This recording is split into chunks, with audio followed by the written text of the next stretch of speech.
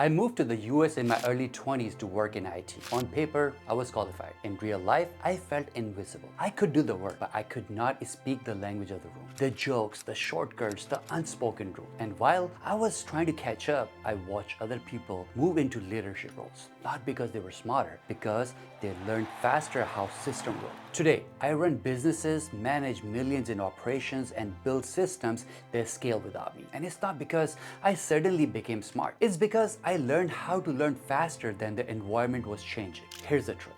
In a world where AI can write, code, and analyze, intelligence is no longer rare. Any skill advantage you have is temporary. The only real edge left is how fast you can learn and adapt. So in this video, I'm not going to give you hacks. I'm going to show you how brain actually learns and the system I use to stay ahead, even if you have always felt slow or behind. But before any of this works, you have to see why most people fail at the learn. Your brain is small, but it uses the huge amount of your body's energy. One of the most demanding parts is the prefrontal cortex. This is the control center. This is the part of the brain that controls learning, focus, and memory. Every new idea you push into that area makes your brain work harder. It needs more oxygen. It needs more fuel. That is very costly for your body. So this part of your brain has a limit. Think of it like a tiny container. Most people try to learn by forcing in more and more information. But if you pour a whole gallon into a small cup, how much can it actually hold? Only what fits. The rest is wasted. That is why cramming always fails.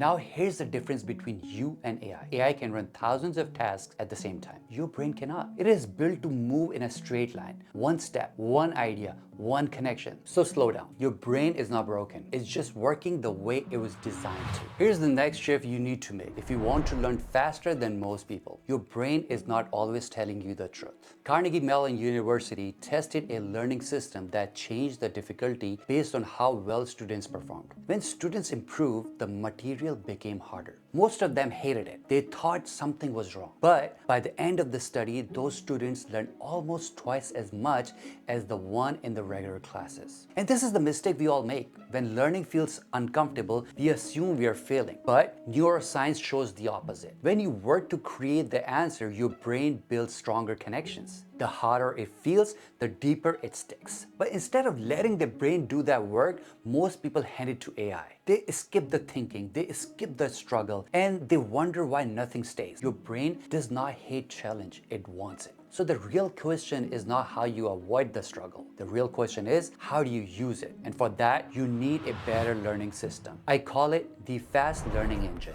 Each step in the system, it speeds up how you learn. And when you run all of them together, you stop moving in circles and start pulling ahead. So let's start with the first move. The clearest example of this comes from the world of chess. When Magnus Carlsen sits at the board, he's not thinking about one move at a time. Something else is happening inside his brain. Cognitive studies on chess grandmasters show they can hold 50,000, sometimes even 100,000 board patterns. But they're not memorizing games. They're compressing what they see into shapes their brain can handle. And they have to, because research shows your brain can only hold about 4 separate ideas at once. Any more than that, and the system breaks. So focusing the signal is not about learning more. It's about turning many ideas into few strong patterns your brain can carry. So how do you do that? First, you narrow. When I look at a messy business problem, I don't try to fix everything at once. I ask, what is the one issue that is creating most of the damage? Cash flow, staffing, customer churn. So I isolate the signal and ignore the noise. That is focusing the signal. Next comes connection. Research shows you cannot learn something new until you link it to something you already understand.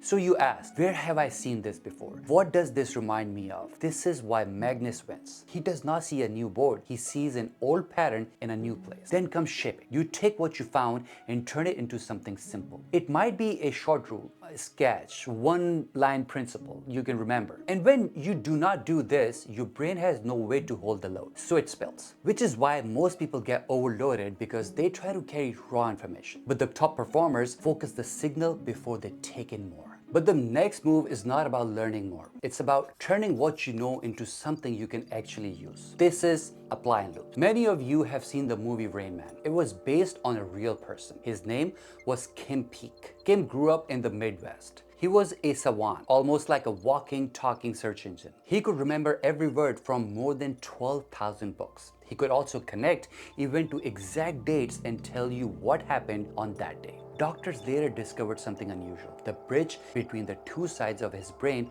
was missing from birth. But here's the part that really breaks my heart.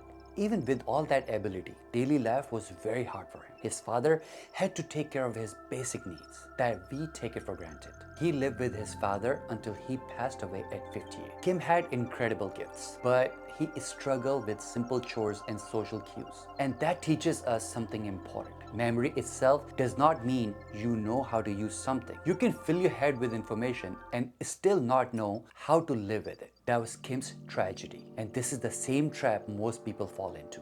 We chase information, we collect more and more, and we mistake consumption for learning. But if knowing was enough, we would all be where we want to be. We're not. So this step runs on three simple controls: the rhythm, the loop, and the practice. The rhythm is about timing. Your brain works in cycles. You get about 90 minutes of deep focus, and then it needs real rest. After that, your learning power drops even if you keep working. So look at your week. Do you have even one block that you can protect? 90 minutes on, 20 minutes off. One or two of these each week, which will change how fast you learn. That is the rhythm. Next comes the loop. Most people learn and keep learning and keep learning. Then months later, there's one big test or one big moment. That wastes time. The better way is small cycle. Learn one idea, try it, see what breaks, fix it, then move to the next. That is the loop. Now comes the practice. This is where learning becomes real. First tool is slow build. Think about learning a new dance step. At full speed, everything blurs together. So you slow it down. One move, then the next. You repeat them slowly until your body starts to remember. Slow feels boring,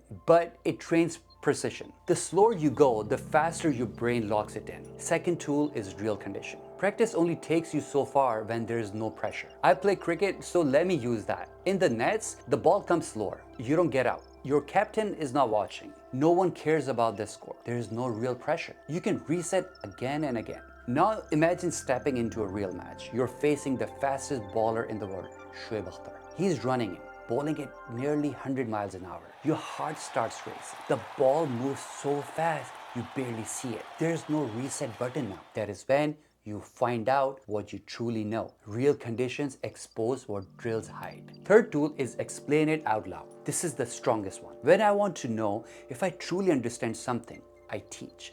To friends, to family, to anyone who listens. Not from notes, not from screen, from memory. The moment I try to explain it, the gaps show up. So I go back, I fix what is weak, then I teach it again. Each time the idea becomes sharper. When you can explain something clearly, you do not just know it, you own it. And that is what turns information into something you can actually use. And here's the quiet part most people miss. If you never pause to capture what worked, the loop keeps running, but nothing compounds. That's why once a week, I slow the loop down and write out what actually stuck. No hype, just patterns. If you want those snapshots as I'm building them, they go out in the weekly newsletter at gritbehindgrowth.com. Now we move deeper into the system. This is store through reset. This is where learning stops slipping away and starts becoming something you can build on. Because what you store is what you can later track and refine. Most people store the wrong way. If you treated them like money and learning like an investment, quick tools like notes and flashcards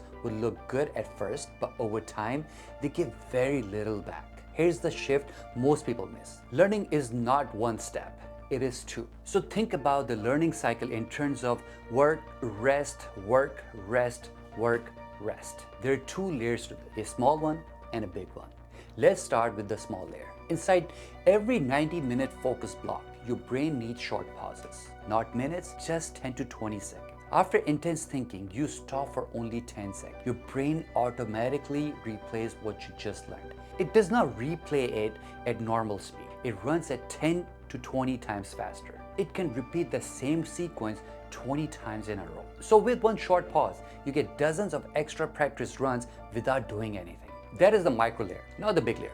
Your brain also works in longer cycles. This is called ultradian rhythm. You get about 90 minutes of strong focus. Then your system needs about 20 minutes of real rest before it can perform again. But this rest must be different from distraction. During those 20 minutes, you should not scroll. plan, or problem solve. You should do nothing that adds new input. For me, that means lying down or sitting quietly, closing my eyes for 15 to 20 minutes. Sometimes I take a slow walk. The goal is not entertainment. The goal is stillness. This is where your brain organizes everything you just worked on. Then let's talk about the deepest layer. The final level of rest is sleep. Research shows that while you sleep, your brain replays what you learned and strengthens the connections. This is how learning moves from short-term to long-term memory. So these three types of rest are not optional. They're part of the system. We forgot this in the modern world. But farmers have always known something simple. You cannot keep plowing the same land without letting it recover. The soil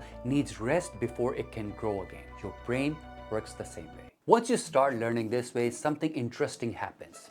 You stop guessing. You start seeing patterns. You notice what works, what breaks, and what repeats. And that is the final step. Track the pattern. Because learning is not just about getting better once. It's about getting better faster each time. Here's what the brain does when you repeat a cycle. When you focus on the right thing, apply it in loops, store it through rest, your brain begins to recognize shortcuts. Neuroscientists call this pattern encoding. The brain does not store single events. It stores relationships. That's how habits form. That's how skills compound. That's how experts think faster than beginners. So instead of asking, did this work?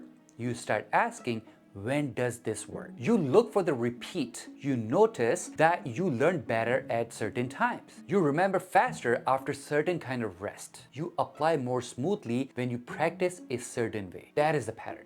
And once you see it, you stop starting from zero. Each cycle becomes easier. Each round becomes faster because now you are not just learning, you're learning how you learn. This is where fast becomes a machine. Focus gives you the signal. Apply turns it into action. Store locks it in. Tracking is what connects the cycle. It shows you what to repeat, what to remove, and what to refine. And once you see your own pattern, you're no longer chasing progress. You're directing it. That is fast. I used to think I was slow, that if I just worked harder, read more, or pushed longer, something would finally click.